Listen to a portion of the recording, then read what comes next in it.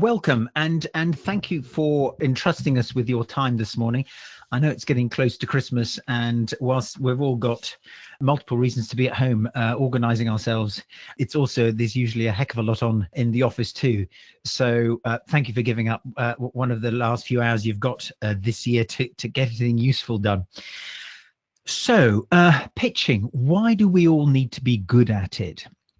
Well, we all have to be able to do it because at some point we need to get people to pay attention to something we have to say, something we're thinking.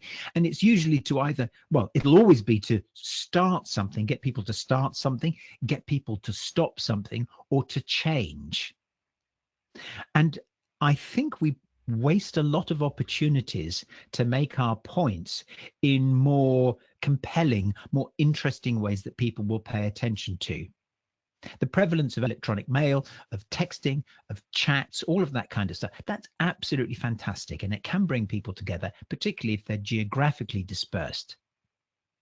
But I think even the way that we wrap up, that we package messages in those media, as well as face-to-face, often leaves a lot to be desired. I think there's more, or to be specific, less that we can be doing, or less that we can be saying. So I want to go through today how you can actually refine your messages, how you can actually pinpoint them in the first place, pinpoint what you're actually trying to say, and put it to people in ways that are really going to grab their attention, and most probably increase your chances of inciting them to some sort of positive action.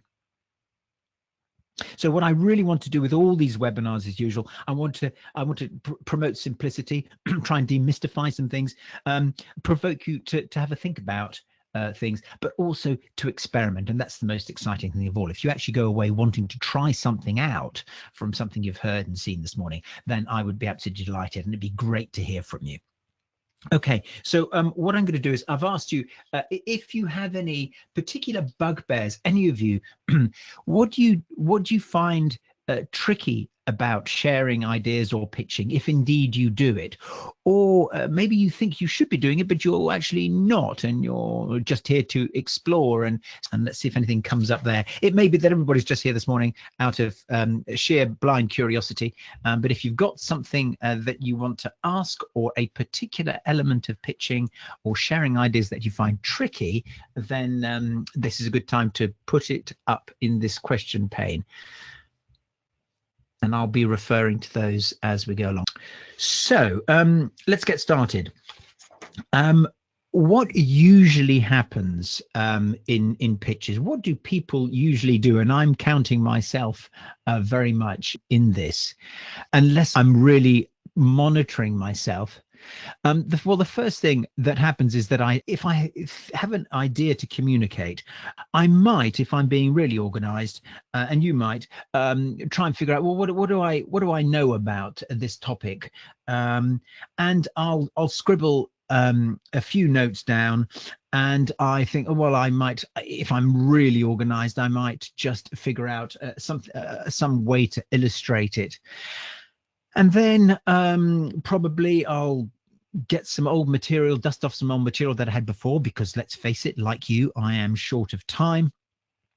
And I just do some recycling, and then finally I will turn up at the meeting or on the telco or webinar or whatnot. Hopefully not the webinar, but I might turn up at a meeting and just kind of go through the motions. I personally try not to do this, but I am sure that it happens a lot, and I have been guilty of it too. I give the background, and then I describe the problem and the options and the for and against of each solution, and then I give my favored option, and then I tell them how much money it's going to cost, and then I thank them for their time, and so on and so on and so on. So that's probably a routine that you recognize elements of. I know I do, and I get more time than most to think about these things, but I fall into old bad habits. Also, I kind of trust the people very often that I'm pitching to. I've been some clients I've been working with for a long time, and even when they're new prospects, new clients, I kind of build up a relationship, and I think in truth I can probably get away with not being terribly skillful. And that is one of the pitfalls, making assumptions about how easy or what I can get away with, how easy I need to make it for people, probably not very, and what I can get away with. Now, can you imagine any downsides to this way of doing things? Scribble those up, and again, I'll refer to those as they come in. Yeah, what downsides do you see from following this routine of just, calling to mind a few things, finding an illustration, recycling some old material, and then taking that very traditional route? Well, one thing that I can see is that actually people are very often going to switch off to what I'm trying to say, and they will probably switch off around about this bit here when I'm describing the background. If you're a technical person, technically very able, you will probably know that very often you know much more about the background and the problem than other people that you're pitching to. That's probably why you're sharing the idea. So it's highly likely that you're going to give them a lot more than they actually want. And we know about executive summaries. We know what we're supposed to do, but actually very often our enthusiasm runs away with us. And by the time we get to this bit down here, they've probably forgotten what we were asking for. And indeed, it's questionable whether they even understood what we were asking for. So there has to be another way of getting people to pay attention to what we have to say, because quite frankly, if this is what we're doing, not only is it really time consuming, but it's really unlikely to work very well. So enter what I call the Cupcake Principle. And this is something that I came up with over a long time, and it's gone through various permutations. But this is how I think that pitching or successful idea sharing really works. So why do we need a principle at all? Well, why do we need to have a technique? Well, one is the people we're pitching to are very time poor. So we need to respect that. But also, we're really time poor and we're really stressed. And so putting this stuff together quickly is something I think we need to get really good at. Secondly, people eat with their eyes because we're really so stretched and we are so bombarded with lots of different material. We need to find a way to think about the material, rationalize it, really boil it down to its essence, and then find a way to communicate it, because in a way that everybody can get, even if they don't understand the area that we're talking about, even if we're the expert and they're the learner. So let me get really specific about what I mean about this cupcake principle. So here it is. Put simply, when we're thinking and presenting, or thinking and pitching, we need to be in two different modes. When we're thinking, we need to, what we're probably going to do, and I'll go into more detail in a few minutes' time, collect the material. As before, as with the rather faulty preparation method, yes, we do need to collect the material together. But what we're doing then is to actually also to try to identify the cherry. And I'll get onto that in a second. This thing here. But when we're pitching, we're actually not giving people a whole load of background before we've given them the cherry. So this is what turns out to be the most important bit. But when we're researching, we've got to address the cake, the meat of it, before we can understand what the cherry is. So it's a question of order and priority in order to achieve the objective. Achieve the objective of doing a good piece of thinking and achieving the objective of doing a good piece of pitching. So we need to find a way to think and to communicate differently. So how do you make a good cake? How does that actually work? Well, firstly, we need to understand the ingredients. And most importantly, we need to understand the cherry. So what is a cherry? Well, I suppose the simplest way to put it is that it is the point, the punchline, it's the goal. And sometimes it will take you quite a long time. And actually, if I'm confessing, and I'm going to show you how I actually put this webinar together, how I followed these principles myself. But even this morning, I found as I came back to my notes, I came back to the screen, these screens that I've produced, I thought, oh my goodness, I've just missed a really important opportunity or refinement, or I've added something which is confusing. And it was actually only fairly close to kick off where I thought, where I could be confident that I'd actually got the cherry, that it was actually going to be really obvious what the punchline was, what the point was, what my goal was. So what forms can the cherry take? Well, it can be a goal. It can be the name of a solution. So, for example, here's 4 examples. I've pinched and I've slightly tortured some of them. So one I heard the other day, this isn't it, but one sale every 60 minutes. So here was the head of marketing, and he said, how can I get the message across that what our ambition is for next year is, we're going to do a lot of work, we're going to do some great marketing material, we're going to run some great campaigns. And he thought, no, that's just not it. And in slightly different words, he said, one sale every 60 minutes, so that everybody in the organization could actually get their heads around it, even if they weren't in marketing. Another organization, and I know there are some of you here from it, but again, I've changed it so I don't infringe your copyright. They have a phrase which is very similar to an easy place to work. An easy place to work is a rallying cry for absolutely anybody in charge to think about, what am I doing in the construction of the building, in the work routine, in how I supervise, in how we've even got the desks laid out to make this an easy place to work. The next one is a Direct Steel, Just Eat. I just think that is a fantastic brand. When you think about what it's trying to do, if you haven't used Just Eat, guess what? It's about not having to do any cooking. What you do is you put your Just Eat app into your phone, you say what you want to eat, you click on the different items you want, you press go, pay by PayPal, whatever, and it arrives at your house. Just Eat. Absolutely gifted cherry.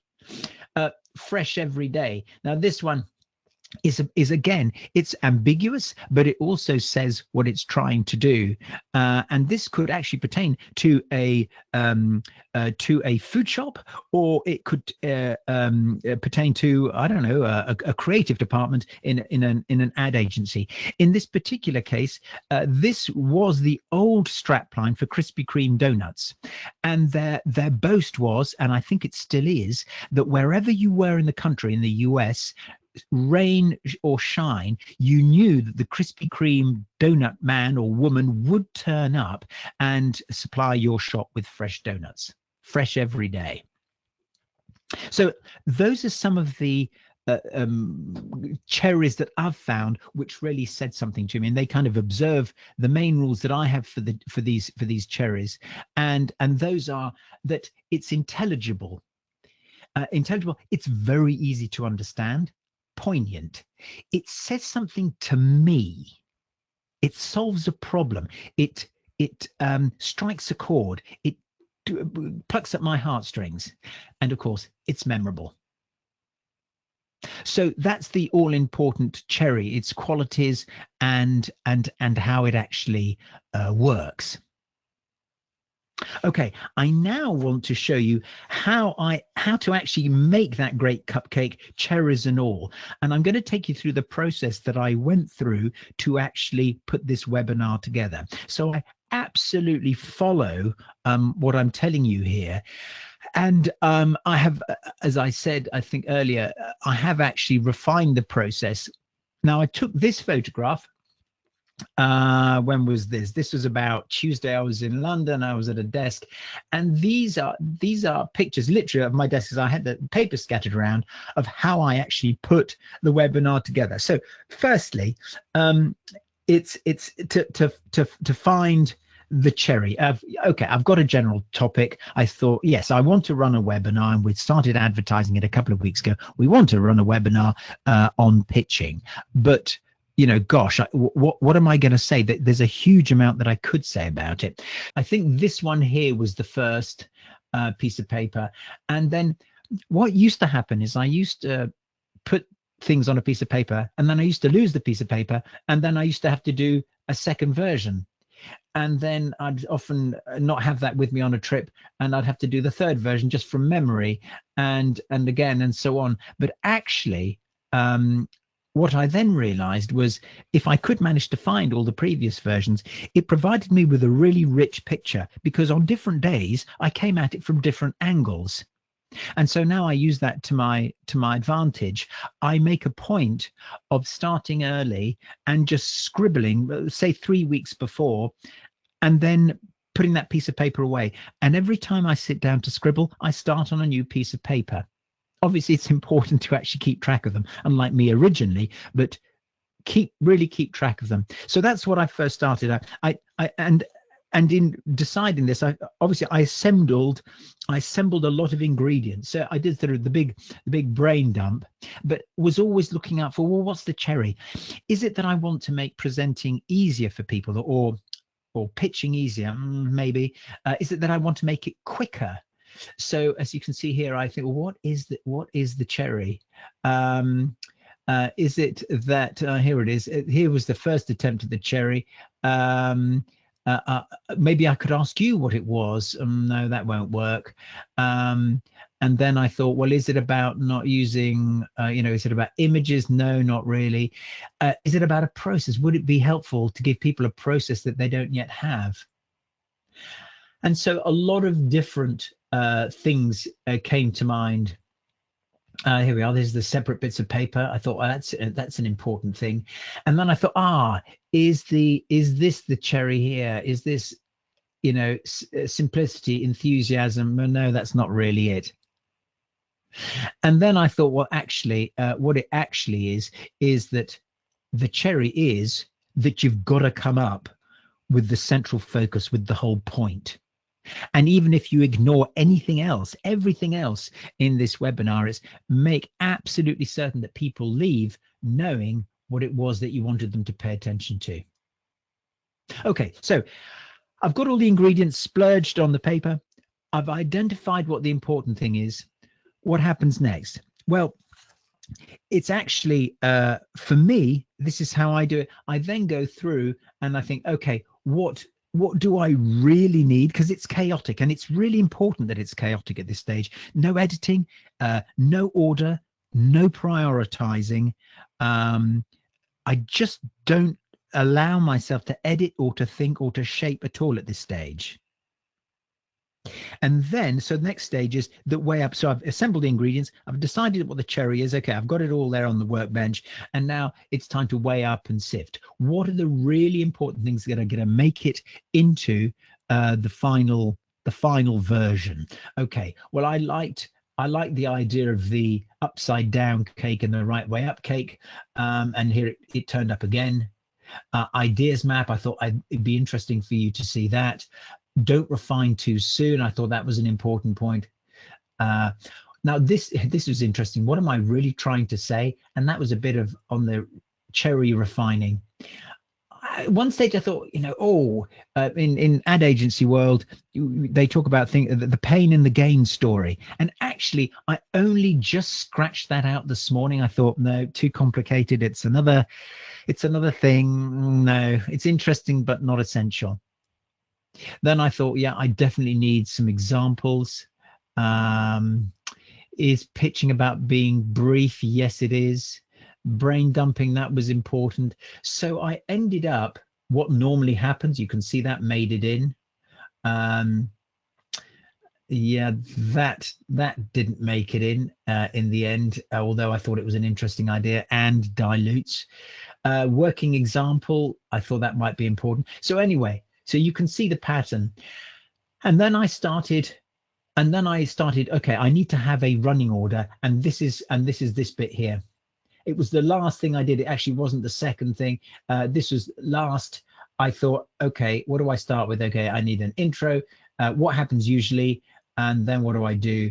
Oh, I go to the Cupcake Principle, and then I'll go to the cherry, and then I'll go to the LSC, that sort of learn, simplify, communicate. That's our own little model for how we do projects. But this is what it's about. I learn, I compile all the material, I simplify, I strip out what I don't need, I communicate. Bosh.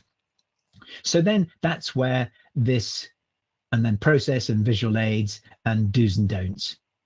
And that's what I ended up with. So I only at the last minute put it into something that could actually be baked and served. I allowed myself to be very free right up to the last moment. And what the key problem that solves is that you don't think in a linear way. And so it allows you to think, firstly, expansively, and second, you don't have to keep on changing the pitch, because you've got it all written out line by line, top to bottom of the page, left to right. And actually, once it's on paper, it's amazing how often we will settle for that as good enough. And that's where I think we end up with this dry, linear way of telling stories. So that, for me, is the easiest, and I've got to say, the most fun way of putting together a pitch. I bore extremely easy. I really get turned off by preparation. I'm not very good at it. And so this system was arrived at by actually by laziness, and also by the fact that I do like to sort of boil the sea every time.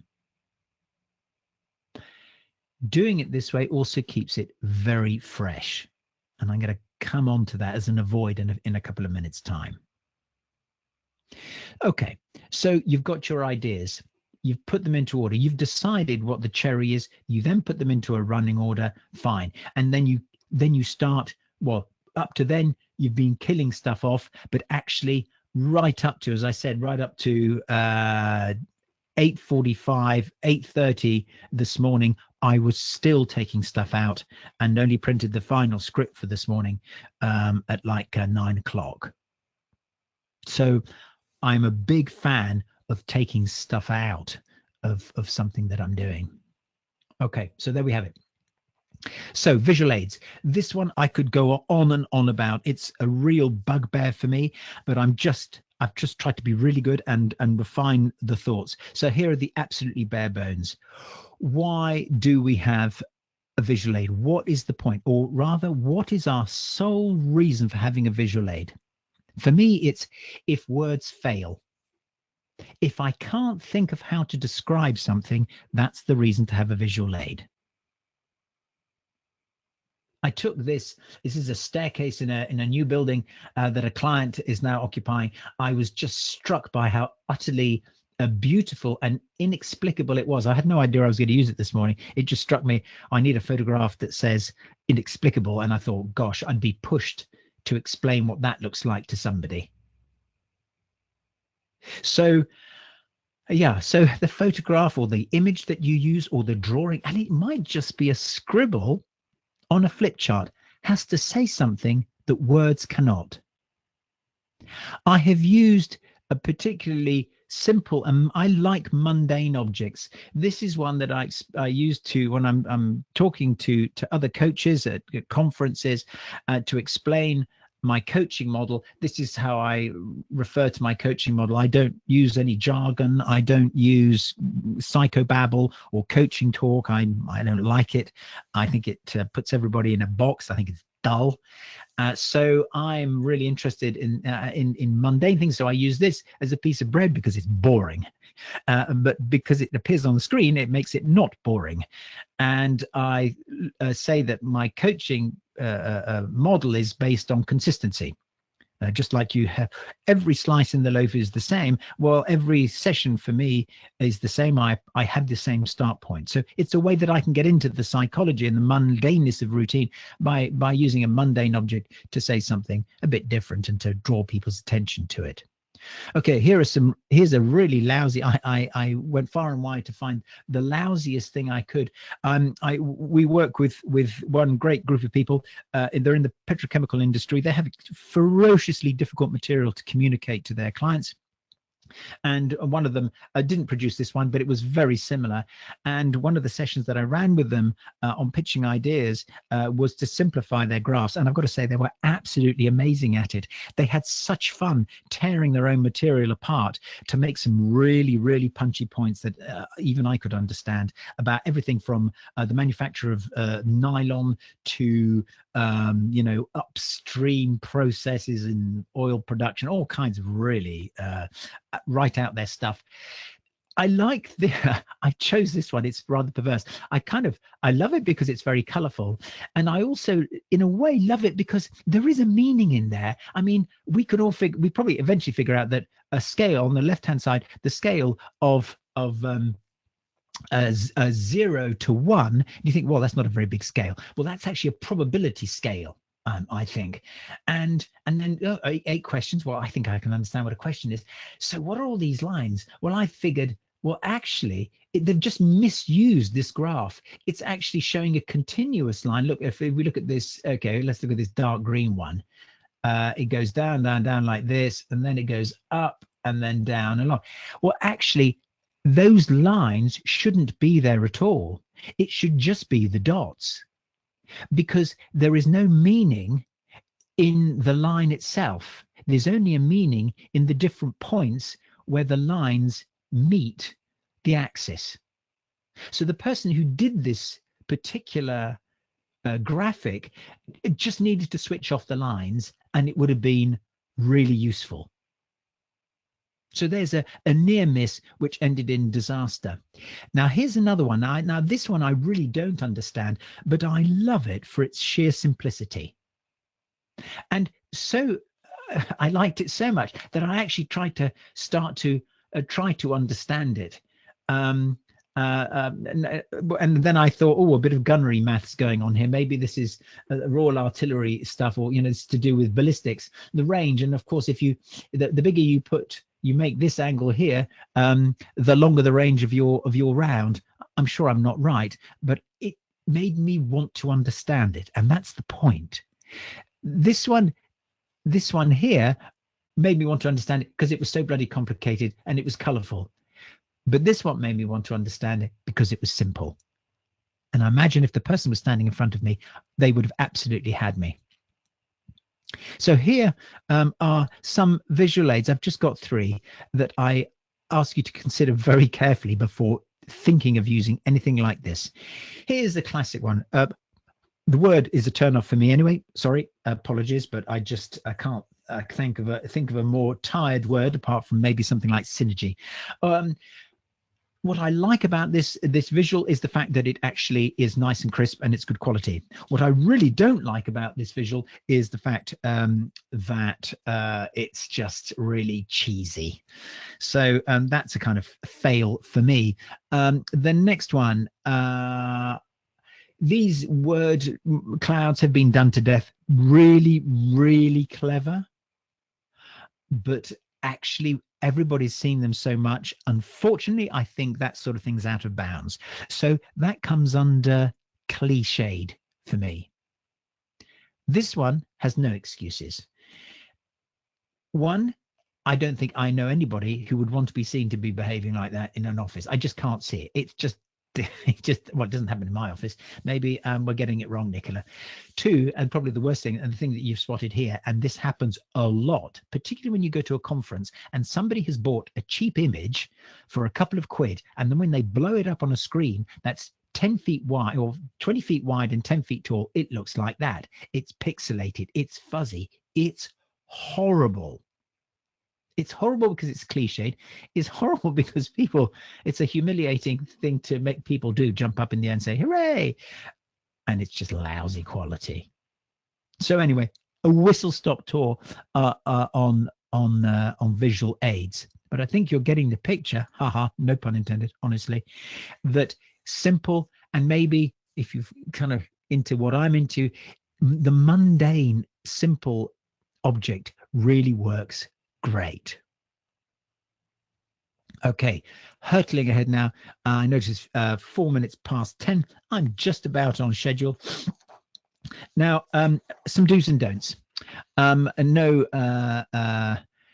webinar would be quite right without the do's and don'ts. So here we are. So here's some do's. Very simply, do give yourself plenty of time. Start thinking well ahead of when you actually need to do your pitch, because then you'll get lots of time to put together lots of little bits of paper and have lots of really cool ideas, and you will feel less pressure and more confidence when you actually get to do your pitch or share your idea. So for goodness sake, if it's a long way away, please prioritize it and start scribbling in spare moments. That's all it takes. Do bounce your ideas off people. I put this here as a litmus. Yesterday, I pitched an idea about this to Nicola, and I said, Nicola, I've had this terrific idea. What I'm thinking of doing is getting them to do a pitch at the end of the session. Won't that be really cool? And she gave me that Nicola sort of look, which says, Paul, you haven't really thought about this, have you? And then I thought, and then I heard myself gabbling and say, well, see, the way it would work is, and then as I was explaining it to her, and saying how long it would take to do each bit, I suddenly realized that 1/3 of the webinar would be spent doing the practical example, which I thought was such a terrific idea. But by running it past Nicola, I suddenly realized that could have wrecked, might not have made it into the final webinar, but it would have been a huge distraction, and I would have panicked this morning because I'd have to rip it away. Which brings me to this little fellow here. Unfortunately, there's a horrible phrase in the advertising agency world that I really latched onto a few years ago, which was drown the puppy. I had to drown the puppy of my idea yesterday because of the look Nicola gave me, and thank goodness she did. You have to be prepared to jettison your favorite ideas in the spirit of creating the crispest, most impactful pitch. And you will end up with an absolutely fabulous, highly concentrated product if you are prepared to tear out ideas that you've already fallen in love with. A couple of, or one best not, as I'm calling it, rather than a don't, which is don't recycle old ingredients. It'll take you much longer. You'll feel stale. You won't feel so confident. You won't be so enthusiastic, and the thinking won't be very fresh. So stay away from stuff you've done before, even old illustrations, even the stuff that really worked. Don't go there. So we're running short of time. It's 7 minutes past now. It's appropriate because I want to show you what it's like, or what you can do when you are short of time. Is what I've been describing still feasible if you haven't got much time? Let me paint a scenario for you, paint a picture. Somebody turns around to you, you're the head of finance or something equally important, and they say and the MD says to you, can you do a quick update on where we are with the budgets before we finish this meeting? And you think, gee, thanks.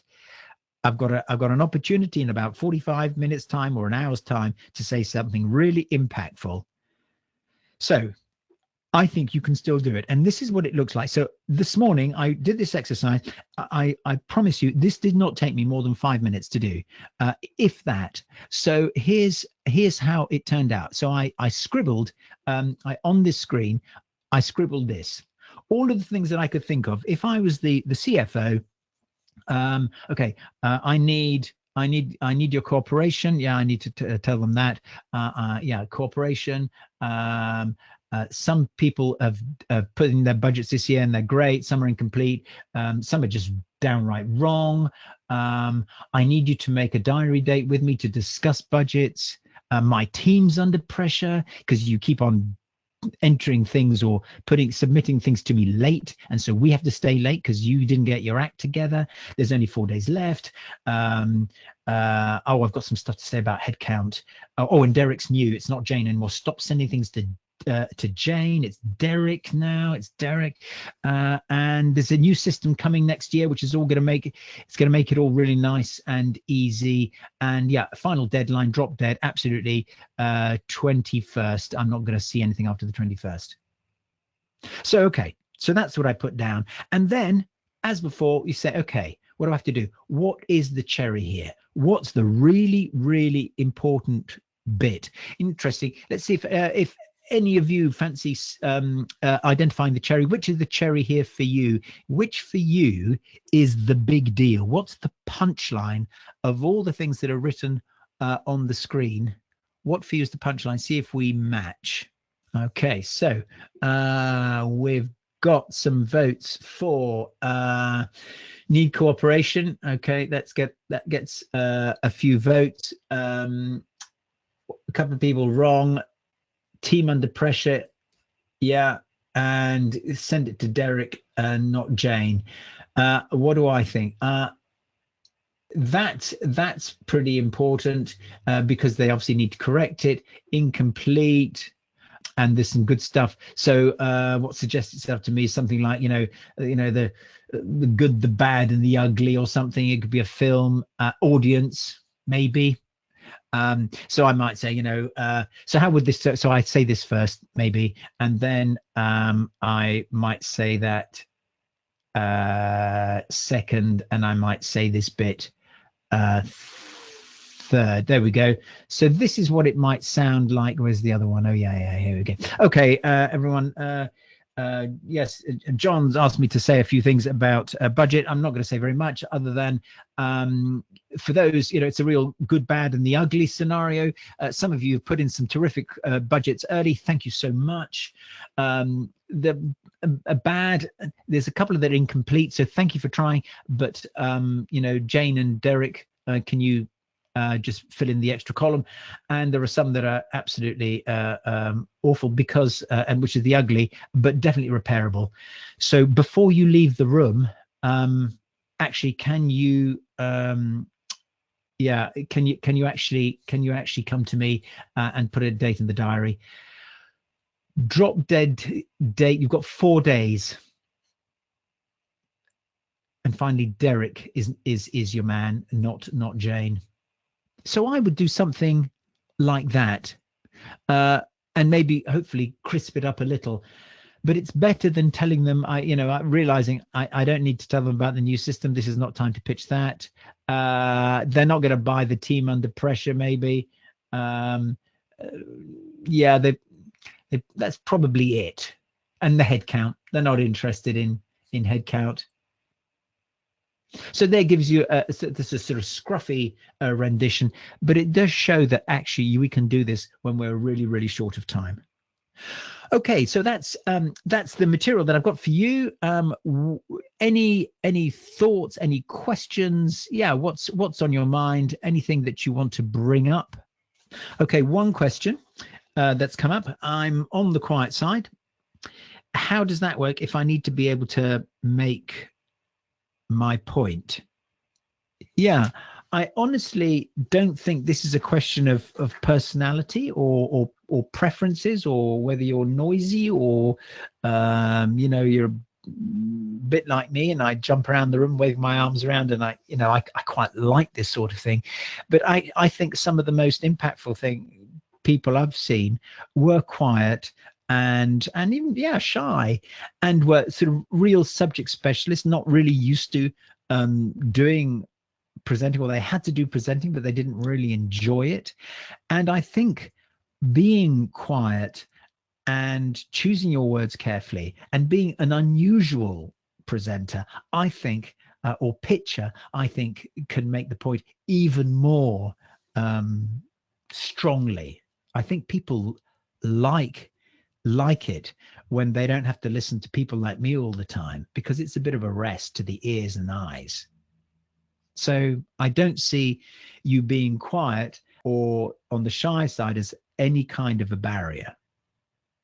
there's one here, which is, what about when I've got huge amounts of material and people may criticize if I leave certain things out? So again, that's sort of in a sort of very technical environment where people can actually get nitpicky. Oh, well, you didn't mention this, or you forgot to say that. Well, I think the important thing to remind people of, if you're in that scenario, is that this is a short, sharp suggestion or pitch, and that you're not trying to cover the entire topic and its entirety. So provided you say what you're trying to do in the, say, 3 or 4 minutes, then you're absolutely fine. You can always give them more information afterwards. But it's I want to say, stick to your guns. Don't give them too much cake. Because the vast majority of the people you're pitching to will actually thank you for it. Okay, that's what we've got for now. So just to finish off, final thoughts. It really is about identifying that cherry and being aware that actually the ultimate way to handle the cherry and cake balance is to, yes, use the cake, make sure you've got the substance there, make sure you're actually giving people a little bit of detail, and that you've really done your groundwork. But ultimately, I think what we're aiming for is a bigger cherry and a smaller cake. So I want to thank everybody, Nicola especially, for doing all the hard work in the background. And we're going to be back in February with another webinar. If you have a particular topic that you want us to cover later on next year, then please join us. Otherwise, have an absolutely amazing Christmas. Thanks for joining us. Thanks for trusting us with your time this morning. And I'll hopefully see you in 2019. Bye.